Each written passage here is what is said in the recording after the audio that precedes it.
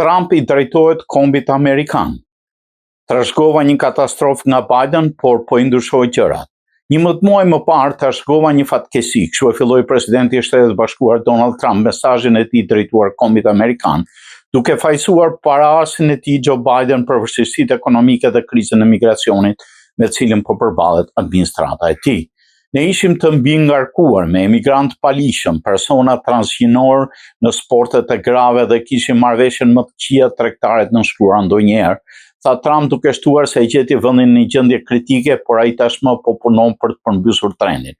Sipas udhëheqësit të shtëpisë së bardhë, administrata e tij ka arritur rezultate të jashtëzakonshme në një kohë shumë të shkurtër. Trump përsëriti me krenari misionin e tij politik, duke paraqitur veten si një president që më në fund lufton ekskluzivisht për interesat e qytetarëve amerikanë.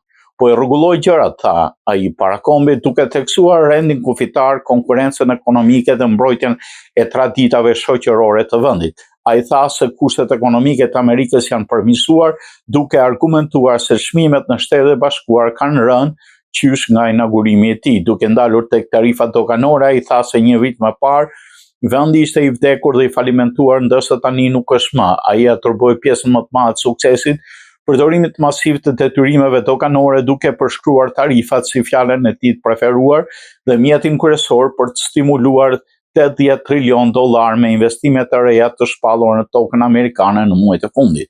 Ai preku dhe temat e nxehta të politikës monetare dhe të investimeve, duke njoftuar se kryetari i ri i Rezervës Federale do të emërojë vitin e ardhshëm.